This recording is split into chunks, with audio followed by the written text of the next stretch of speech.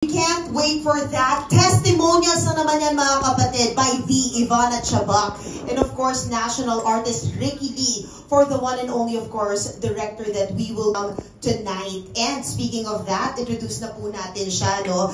Let's call on one of the most respected acting coaches and directors in the country, a veteran in film, TV, and theater. Kilala siya bilang direktor ng mga pelikula tulad ng Shake, Rattle, and Roll 8, Pamahiin at ang award-winning indie film na Ringo, The Dog Shooter. Bilang acting coach, hindi po siya basta-basta. Siya lang naman ang only Filipino certified to teach the Ivana Chabak technique, a method used by Hollywood greats like Brad Pitt, Charlize Theron, and Halle Berry, and so many more. And for over 2 decades, he has trained some of the finest actors in Philippine showbiz. Let's give a warm round of applause to the one and only Direk Ryan Carlos. Okay, MJ. Magandang gabi po sa inyong lahat, and thank you for coming. Kinakabahan ako. Parang ako dapat yung i-apply ko yung tinuturo ko. Anyway, maraming salamat po sa pagpunta, and I'm so proud to be here now in MQAA, and I'm excited to train actors, and we started already. I started po teaching actors since 1998. I've been teaching acting for the past 27 years. I've been writing since 1996 po and directing 2002. Nag-iiba-iba po yung hat ko. Nung una, writer, and then aksidente po akong naging director. Nung namatay si Tatay Chaning. Tapos hanggang sa naging acting teacher. And then nagpalit, naging director, acting teacher, writer. Ngayon po, for the past 27 years or for the past 18 years of that, my hat is being a teacher. And I'm so proud seeing my actors when they land jobs and they win awards, bonus na lang. They are my small trophies.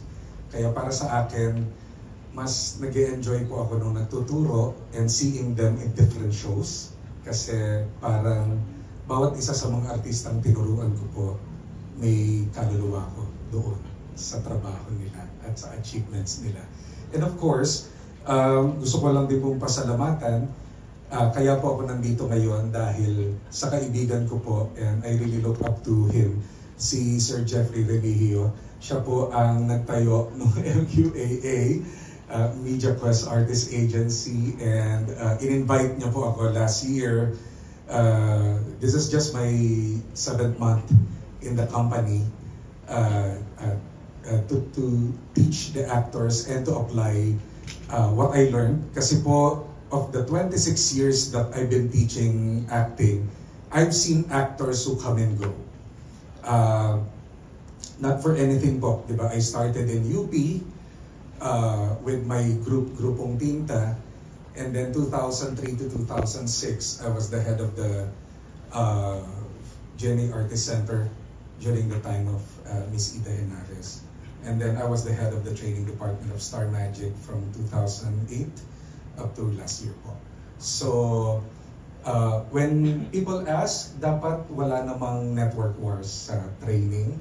Kasi dapat maging masaya tayo kapag mamaya makikita niyo po yung mga artista ko, and I will show you a glimpse of a masterclass.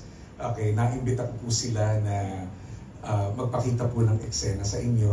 And then some of my actors that I trained, so I've seen them. I've seen actors who come and go. Pero ito po yung training na as a writer and as a director, may pagpapahalaga sa artista, sa script, at saka sa director yung Chabak technique. I've been to the other techniques as well. Mamaya kung gusto niyo po, pwedeng tanungin niyo rin ako kung anong difference. But isa lang, itong Chabak technique makes our actors land jobs and win awards. Explain ko lang po ito, no? Kasi nothing beats being personal. I always tell actors, welcome to show business. Acting is all about being personal. When we use imagination, imagination can make us credible. Importante po yun. Lalo na sa mga soap opera, lalo na sa mga, di ba, from the Marvel movies. but nothing beats pain. Nothing beats our own experiences. Ito po yung difference. The difference between the Chabak technique and those developed in the past o yung nakikita nyo po ngayon na mga technique is that we teach actors how to use their emotion not as an end result but as a way to empower a goal. Ano po yun? Hindi yung i-explain ko sa artista na sige, tawa pa, iyak pa. Kapag ginawa ko po yun sa artista, I'm just choking the emotions of the actors. Pero ito, ini-explain ko sa kanya na may objectives. Mas maganda po yun. Objectives are more important than emotion. Kapag tinuro niyo po sa artista ang tamang objective, mas masasampayan nila ng tamang emosyon. Kaya po, always remember that there's beauty in your pain. So what we use here, even in Hollywood, is you use pain as a fuel to win. The Chabak technique is all about using your inner work to solve, resolve, and evolve. And have catharsis.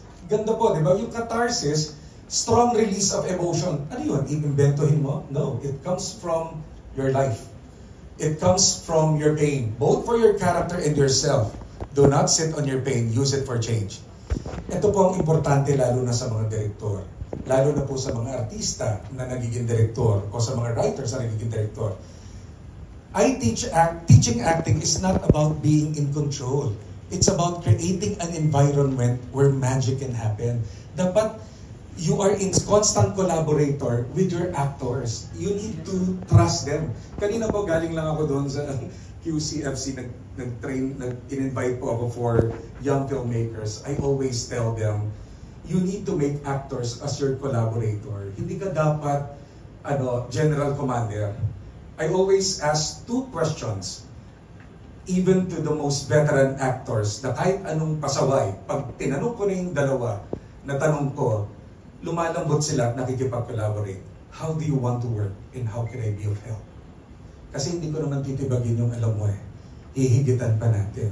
Pahusayin ko pa dahil mahusay ka na.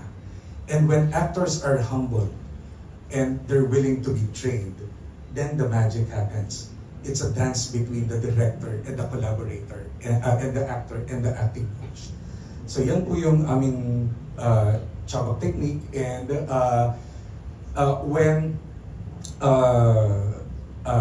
Sir Jeffrey Remigio invited me to be the head of the training department here, we started po last September. We started it with our actors. Hindi po kami nakikipag-compete kahit kaninong kumpanya. Ang sa akin, open po kami kahit sa ibang mga artista to train with us. Kasi ang nagustuhan ko po doon sa vision ni Sir Jeffrey Remigio is yung nauuna sa MQAA, yung training. Na kahit saan namin sila ibato, hindi sila tatanga-tanga, may disiplina po sila in this entitled generation. Napaka-importante po sa akin yung ethics for actors. Napaka-importante po nun.